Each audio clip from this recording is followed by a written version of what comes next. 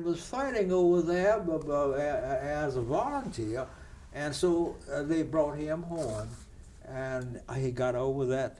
And so after that, he came my first year I got there. He was ready to go to law school. Now, your experiences here in St. Louis, can you tell me about the Mound City Bar Association? The Mound City Bar, I can tell you about it. For the first 7 years, I was its secretary and kept all the records. The first 7 years. I have some of those records stuck all around he's been there, I got the records and everything. You see, when they talk about the Mound City Bar, I've got the original records of the incorporation of it. All that was done. Why was the group formed? Because we were not allowed to even attend the other bar, the white bar. We couldn't go into certain courts and when to see, and that's why, and that's why the East has given Redmond and Nathanville, and the group of us who graduated from the Eastern schools and came out down south and here spread out. We did not accept their Jim Crow, and for that we were martyrs, but we stood up for it. As a group, and so the group, and we organized our own bar association. What were some of your early activities? What did you do as a group in those early days? We were very active because we had in that group Sidney Redmond from Harvard. And Sidney, who was really, had $1 million behind him, had plenty of money. And we had Dave Grant came a little later, and Freeman Martin, a lawyer that came up here and helped us. We had a number of older lawyers who had been practicing in here and just barely getting along, but fighting all along to get some recognition. So we finally organized. And that was the Mound City Bar. And get the connection. Do you know what Mound City is? You know what the mounds over there mean? Have you been to mounds?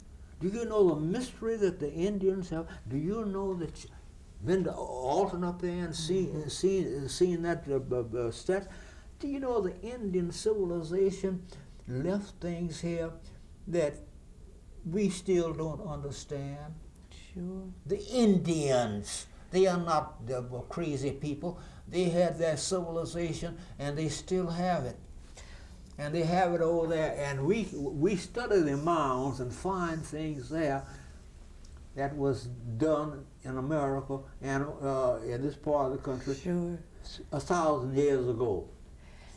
I want to go back to Mound City, the lawyers that came together in this organization. Were you organizing to fight for civil rights, or was it simply a way for you? Well, we organized. We were in the midst of a fight. What do you think us lawyers came from schools and going in, was going to sit here and how many lawyers? Even Emmanuel Williams. You ever hear of Emmanuel Williams? Mm-hmm. Oh, bless his heart. You listen. Emmanuel Williams was driving a laundry wagon up in Alton. A little black fella. And you get him in the police court and he'd whip your eye out. He knew the law, he could practice it, and he was a nice guy. See? Now he didn't have any law school, he got a correspondence law school. But all of them were driving to get the best they could. And that was the spirit of the Mound City Bar Association. Okay. We didn't take anything for granted. And so my hat's off. Where's the St. Louis American with a picture of the Mound City Bar? Mm-hmm. You ought to get people to see on that. Sure. You got where's my book, Mound City, your St. Louis in mine? Somewhere. You know, the Mound City Bar. Well, there you got the original people there. Sure. You got them standing there. There was Tucker, They're all standing in that picture. Did you attend those early conventions? I understand St. Louis hosted 2 national conventions That's right. of the National Bar Association. Right. What were those events like? Oh, ooh, they were critical. They were terrific. And they had lawyers come. And you see, the St. Louis lawyers at that time, I'm telling you, for every one of us, we were fighting. We knew we were not getting anything, and we were fighting mad. So we were not crawling around here. We were fighting, and we were glad they came here, and we joined the band. We are the stuff of what this old city is made of. It ain't worth a damn if it wasn't for the people who came here and did the counter things, the early Catholics. Mm-hmm. You take a sail down the river there, and how they treated the Indians. They didn't want to enslave the Indians. They wanted to train the Indians. Mm-hmm. Take the early white citizens that came here from Germany. Slavery was not a part of that dream. Mm-hmm. See? Who were? They came over the river Mm-hmm. from down south, Arkansas, and came up here and brought all their slaves with them and all their slaves, and they got into politics, and they finally became a part of the Old South. Could the black lawyers actually practice here in St. Louis when you first came to the city? Like I said, what? He probably went into the courts. Could you go into the courts? Yes. Mm-hmm. But that don't say you're going to win. It don't say that you got all the clerks and the people who were running the clerks were running the court for the things going, getting your cases filed or not getting it law. But we practice just as hard a law as we were. We just presume you're gonna give us a break and cuss you if you didn't, and kept fussing about it.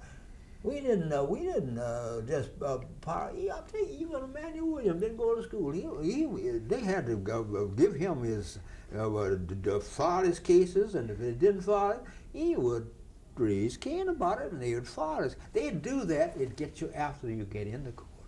But they would do it because you were black, and it was they made it difficult for black lawyers? They would do it because St. Louis was a southern city by its own history. See?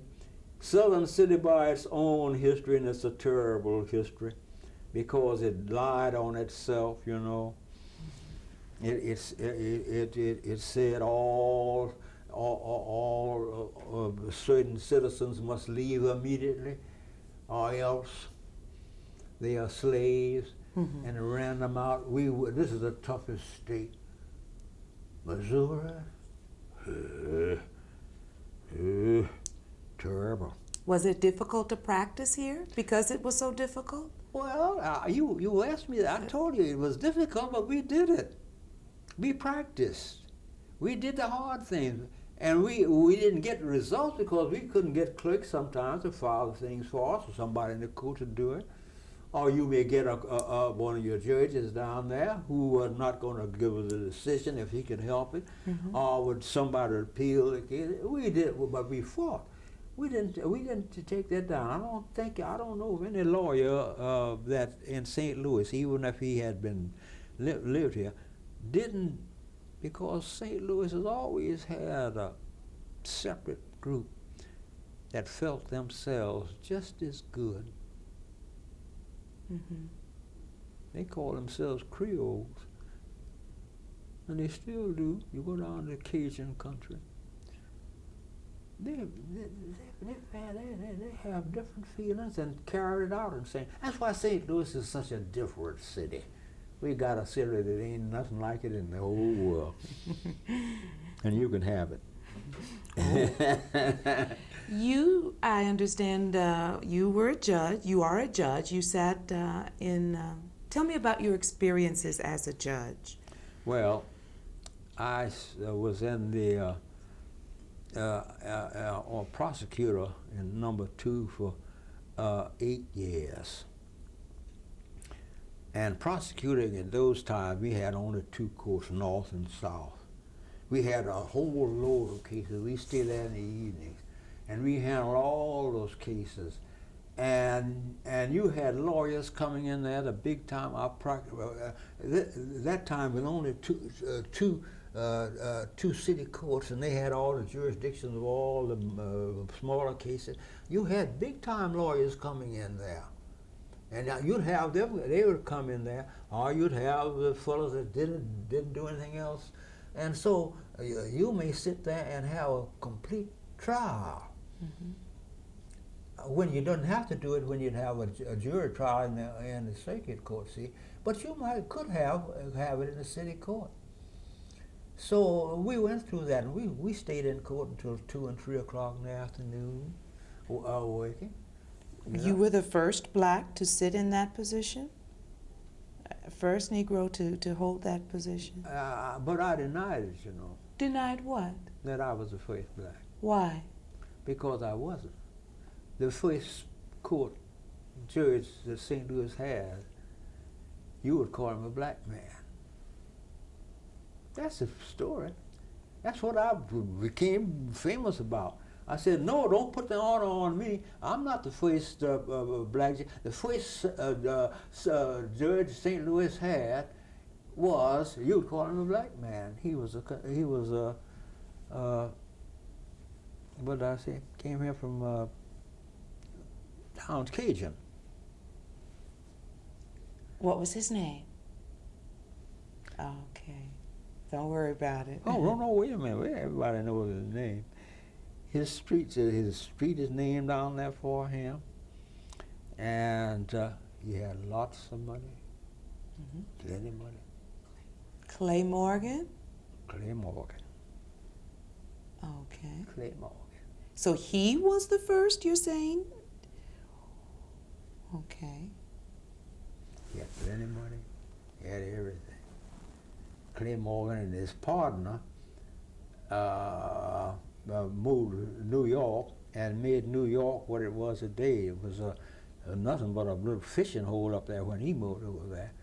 He moved to Chicago, and created and they've given him credit there. And of course, he finally came to St. Charles, you know, in a way he's really honored. But Clay Morgan stayed here, and that woman, the street's named for over there, beautiful, dark woman. Okay. Worth twice as much as anybody in town. Can you tell me, Judge, what you know about the Brady Duncan case? What was that case? Describe it for me. Well, now listen, we'll be here a long time on Brady Duncan. Make it short.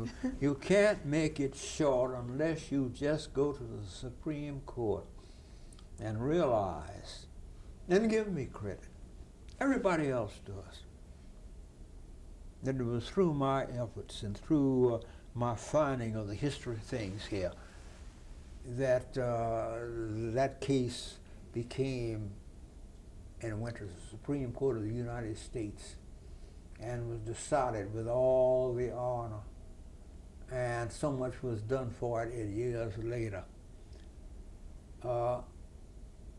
We had law here, we've had it all along. We've had lawyers here who practiced the law right strict up as much as everything they would get out of it and carry on beyond. And so that case would take a whole setting here for me to follow it through. But how he was here and rich, and how he got involved in the lawsuit and the people with him, and how that case finally got to this Supreme Court, and how the judge just overruled the whole thing. That's the story that you've known about, and I I don't know how I can talk about that. We'll be talking here too long. Well, what did he do? Huh? What did he do? What crime is he accused of committing? Wait a minute. What do you mean? What crime was he accused of committing? What do you mean by that? Duncan? Henry Duncan? Oh, the Duncan. Oh, no, Harry Duncan. Harry Duncan. I'm thinking about the law, the judge. Oh, Harry Duncan. Harry Duncan was a rough tumble, had one of the great voices. He had a great bass voice, and he had a quartet. Mm-hmm. And that quartet would go and sing. And they'd get go out and sing and come back to St. Louis. And his voice was so good that he had been given a scholarship to Oberlin College. When he sang, things stopped. They used to, when he was in jail out at Clayton, I have a picture of that jail right now, out at Clayton, old red jail there, why he would give concerts out there, and people would come as far as from New York to hear him sing, to hear a concert. And I have the record and the music of one or two of those concerts. He had one of the great voices of all times. Mm-hmm. And